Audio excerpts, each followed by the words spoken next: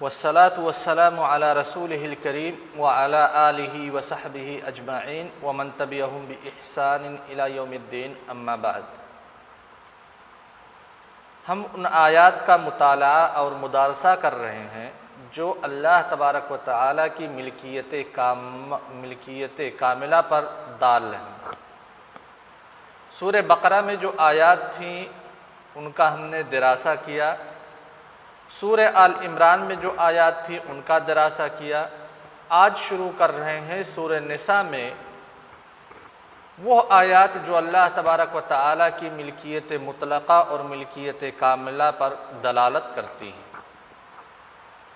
اس موضوع سے متعلق جو سورہ نساء میں آیات وارد ہوئی ہیں ان کی تعداد کل 4 ہے، لہذا 4 آیات کا آج انشاءاللہ ہم دراسہ کریں گے۔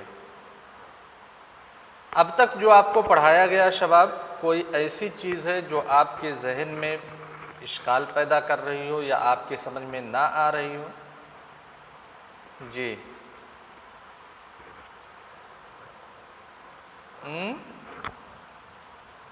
مسٹر اچھا ہاں شباب، 10 سیکنڈ کا وقت ہے، اگر آپ لوگوں کے پاس کوئی سوال ہے تو کر سکتے ہیں، نہیں تو اس کے بعد درس شروع کر رہے ہیں۔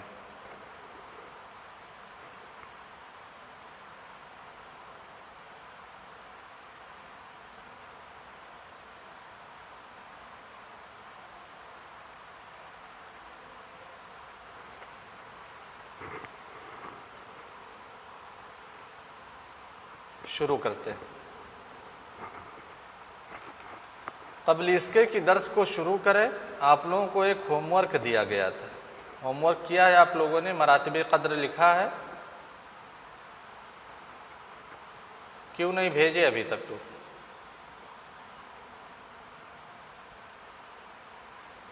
بھیج دیجیے گا سارے لوگ مراتب قدر، اور اس سے آپ کیا سمجھتے ہیں لکھ کر کے، اس کے بعد پھر اس پہ گفتگو ہوگی۔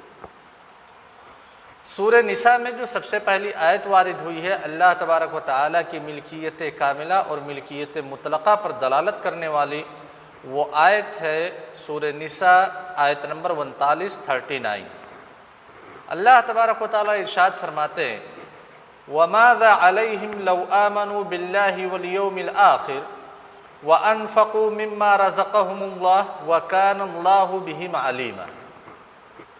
سورہ نساء آیت نمبر 39۔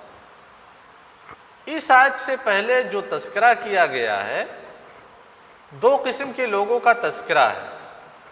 ایک ہے یہود و نصارہ کا تذکرہ جو بخل سے کام لیتے ہیں اور لوگوں کو بخل کی دعوت بھی دیتے ہیں، اور دوسرے ان منافقین کا تذکرہ جو ریاءً، نمو کے لیے یا پھر ریاکاری کے لیے، دکھاوے کے لیے اپنے مال کو خرچ کرتے ہیں۔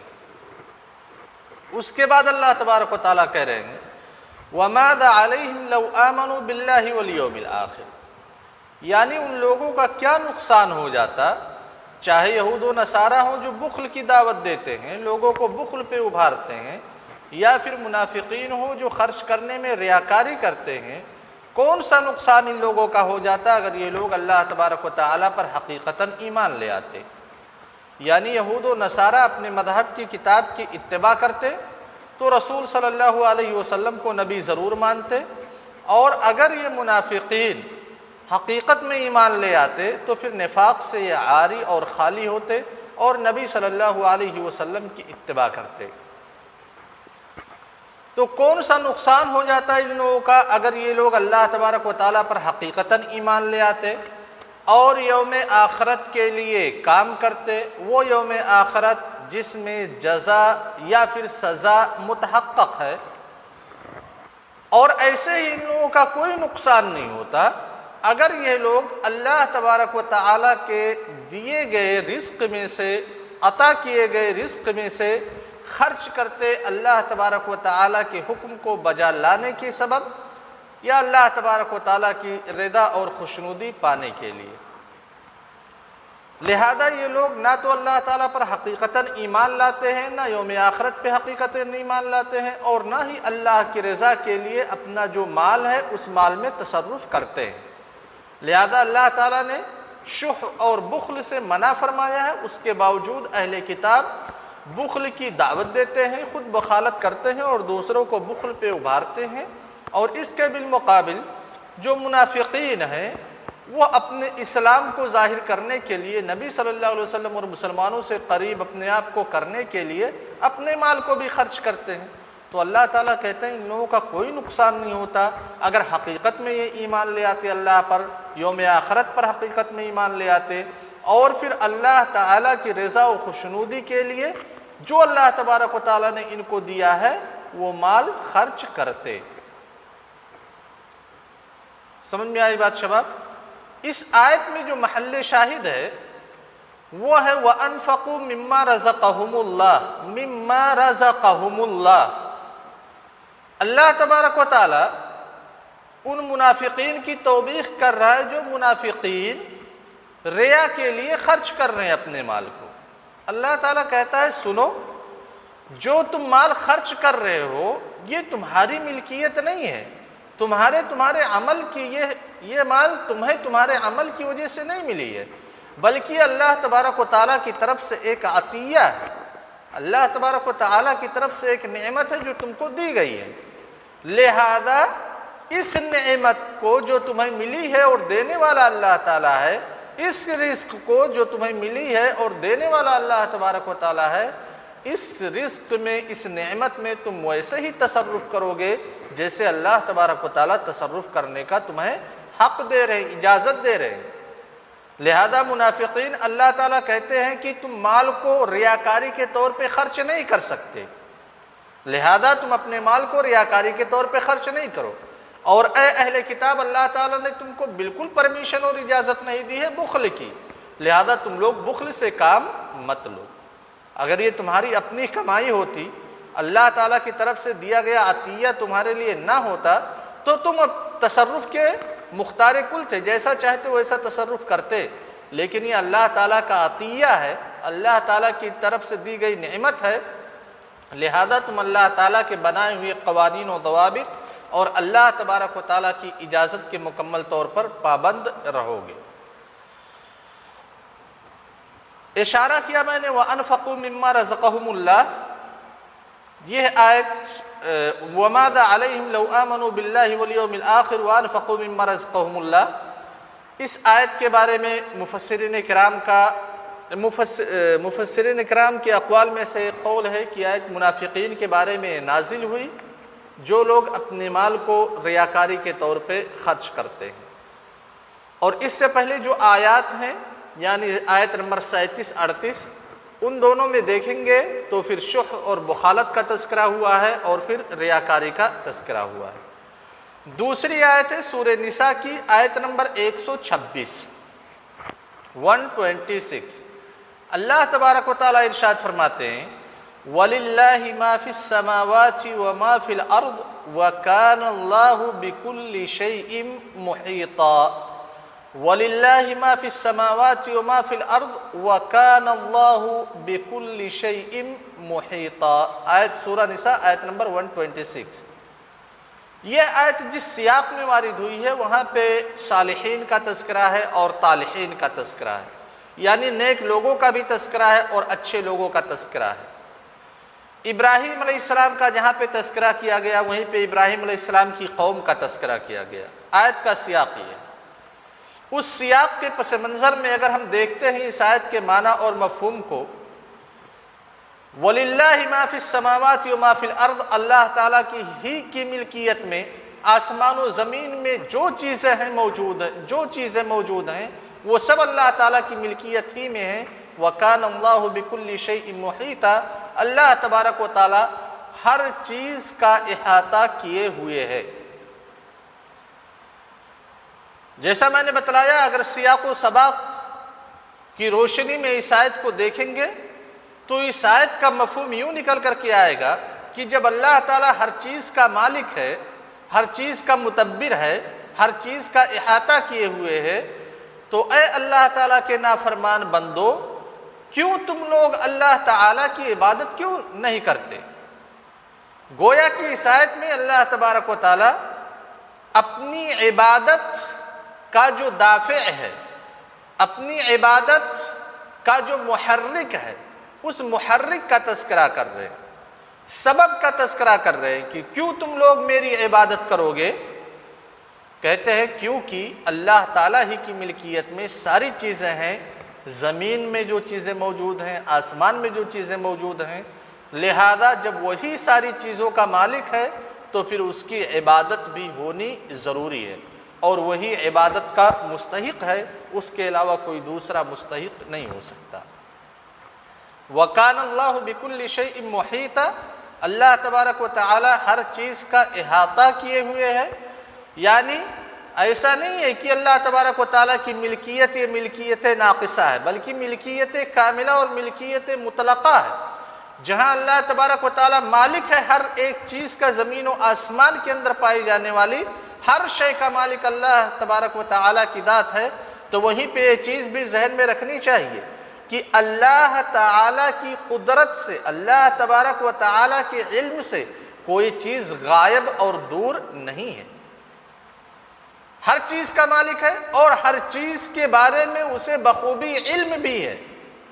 ہم انسانوں کی طرح سے نہیں ہیں کہ وہ کسی چیز سے غافل ہے، کسی چیز سے لا علم ہے، کسی چیز کے بارے میں اسے ادراک نہیں ہے، ایسی بات نہیں ہے۔ یہی خالق اور مخلوق کے درمیان جو فاصلہ ہے، جو فرق ہے، یہی فرق ہے۔ ہمارے پاس جو چھوٹی سی پراپرٹی ہے، چھوٹی سی پراپرٹی، اس چھوٹی سی پراپرٹی میں بہت ساری چیزیں ہوں گی جس کو ہم نہیں جانتے، جو ہمارے سامنے مجہول ہے، ہمیں یاد نہیں ہے۔ جب ضرورت پڑے گی کوئی یاد دلائے گا تب ہمیں یاد آئے گا۔ لیکن اتنی عظیم کائنات، آسمان و زمین اور آسمان و زمین کے اندر جتنی ساری چیزیں ہیں، ان ساری چیزوں کا مالک اللہ تبارک و تعالی ہے، اور ہر ایک چیز کا ادراک ہی نہیں بلکہ احاطہ کیے ہوئے ہے۔ سمجھ رہے ہیں شباب؟ آیت میں محل شاہد کیا ہے؟ وَلِلَّهِ مَا فِي السَّمَاوَاتِ وَمَا فِي الْأَرْضِ، لام یہاں پہ تملیغ کے لیے، اور ما کلمہ عموم میں سے، کلمات عموم میں سے ایک کلمہ ہے۔ وَكَانَ اللَّهُ بِكُلِّ شَيْءٍ، لفظ کل بھی کلمات عموم میں سے یا صیغ عموم میں سے ایک صیغہ ہے، شیء کلمات عموم میں سے یا صیغ العموم میں سے ایک صیغہ ہے۔ تیسری آیت ہے سورہ نساء کی آیت نمبر 131، اور چوتھی آیت ہے آیت نمبر 132۔ ہاں، اس آیت کی ضمن میں جو اس سے پہلے ہو چکی، اس کے ضمن میں ایک بات اور ہے۔ ابراہیم علیہ السلام کا تذکرہ ہوا کہ ابراہیم علیہ السلام کو اللہ تبارک و تعالی نے اپنا خلیل بنا لیا۔ تو وَلِلَّهِ مُلْكُ السَّمَاوَاتِ وَلِلَّهِ مَا فِي السَّمَاوَاتِ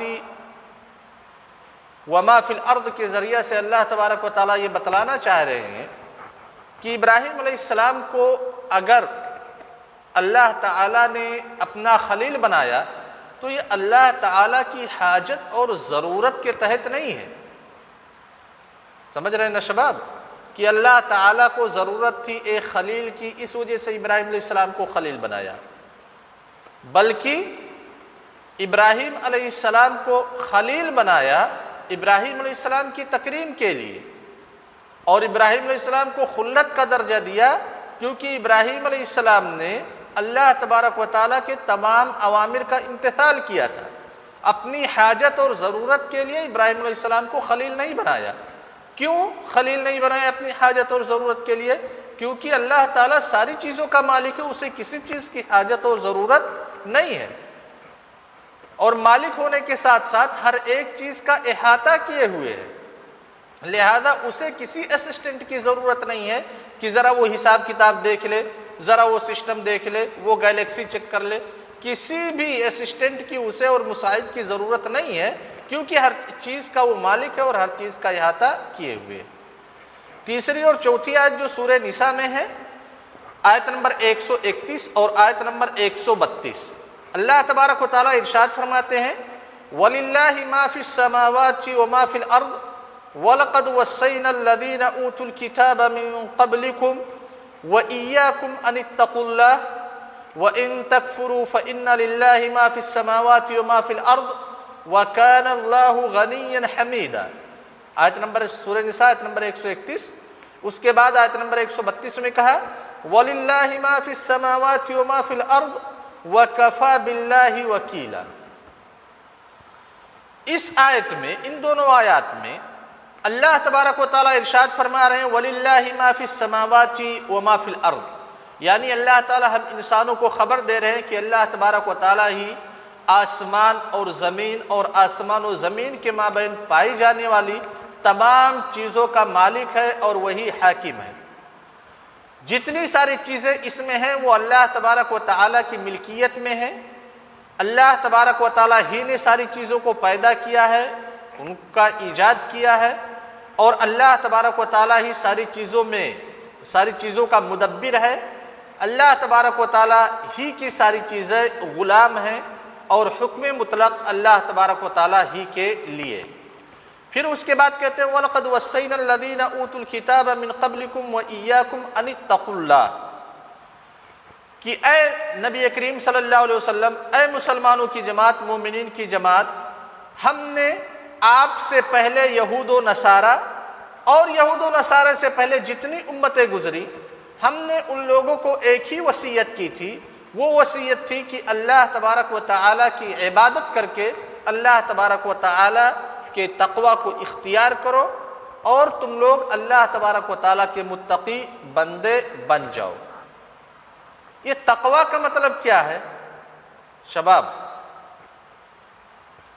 بہت ساری جگہوں پہ ہم پڑھتے ہیں تقوی کی اہمیت یہ ہے تم لوگ متقی بن جاؤ. یا ایھا الذین آمنوا اتقوا اللہ حق تقاتہ، اللہ اے مومنو اللہ تبارک و تعالیٰ کا تقوی اختیار کرو. تقوی کیا ہے؟ ہاں شباب،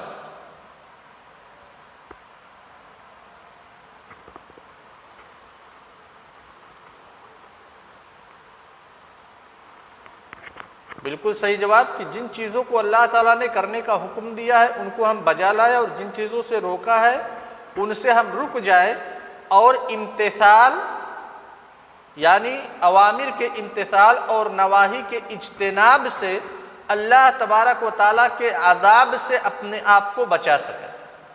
یہی تقوی ہے. سمجھ گئے نا شباب؟ اور جب ہمارے علماء کرام اردو میں ترجمہ کرتے ہیں یا ایھا الذین آمنوا اتقوا اللہ، اے مومنو اللہ تبارک و تعالیٰ سے ڈرو، اللہ تبارک و تعالیٰ کا تقوی اختیار کرو. تقوی کا مطلب ڈر کرتے ہیں تو یہی مقصود ہوتا ہے، گرچہ اس کا اظہار نہ کرے کہ اللہ تعالیٰ سے ڈرنے کا مطلب یہ ہے اللہ تعالیٰ کوئی خونخوار چیز نہیں ہے، شیر اور چیتا نہیں ہے کہ دیکھ کر کے آدمی دہشت میں پڑ جائے.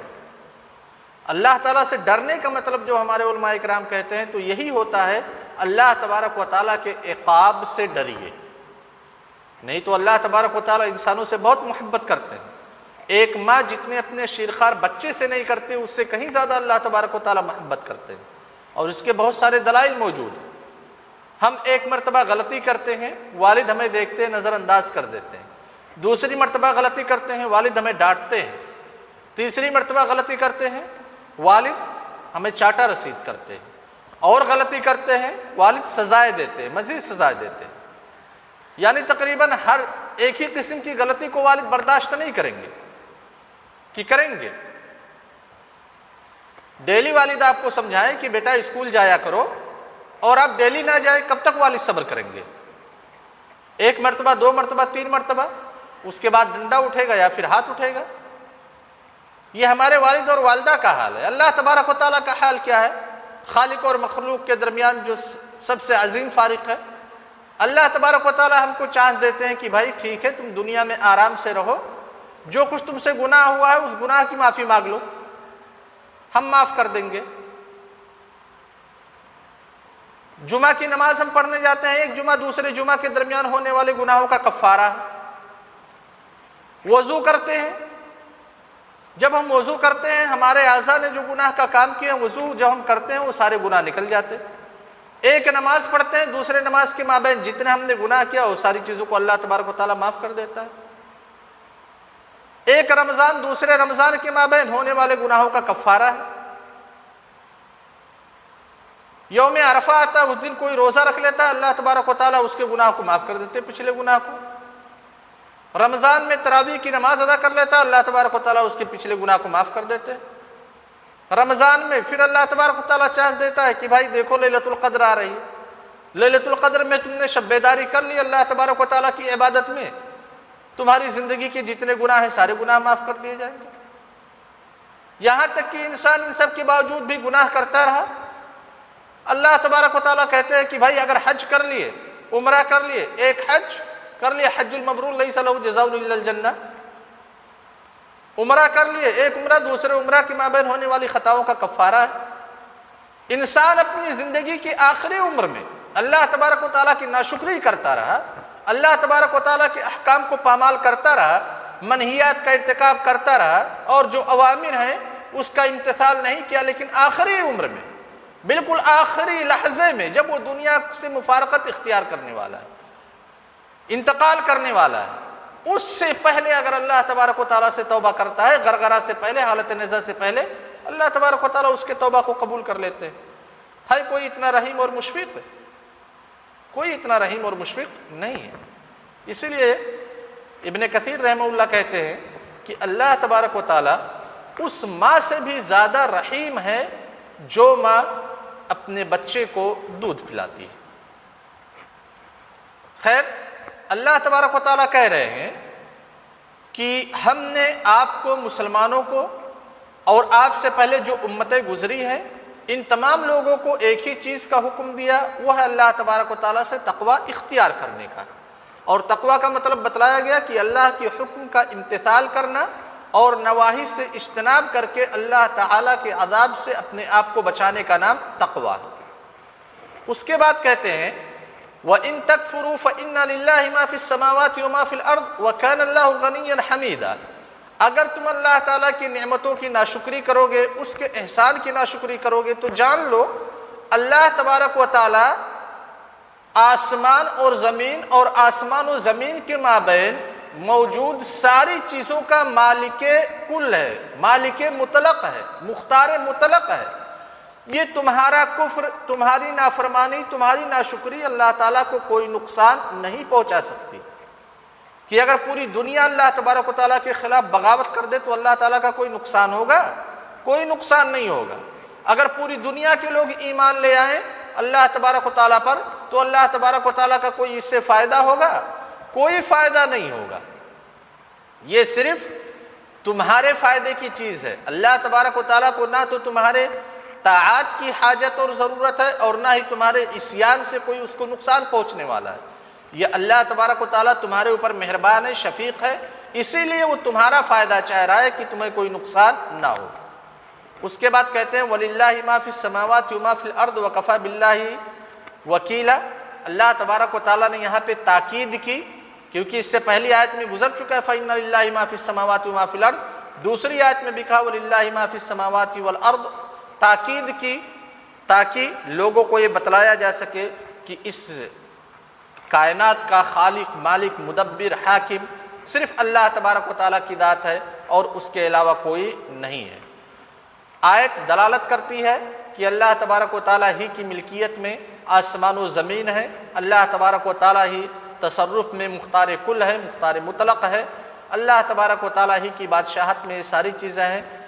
اور دوسری چیز جس پہ آیت نے دلالت کی کہ اللہ تبارک و تعالیٰ کو کوئی نقصان نہیں پہنچتا ہے اگر بندے اللہ تبارک و تعالیٰ کی ناشکری کرتے ہیں، اور اسی طرح سے اگر بندے اللہ تبارک و تعالیٰ کی اطاعت کرتے ہیں تو ان کی اطاعت سے اللہ تبارک و تعالیٰ کو کوئی نفع اور فائدہ نہیں ملتا ہے۔ یہاں سے سورہ بقرہ، سورہ نساء میں جو آیات وارد ہوئی تھیں ان کا مطالعہ اور دراسہ ختم ہوتا ہے۔ دونوں آیات میں محل شاہد وَلِلَّهِ مَا فِي السَّمَاوَاتِ وَمَا فِي الْأَرْضِ۔ السلام علیکم ورحمۃ اللہ وبرکاتہ۔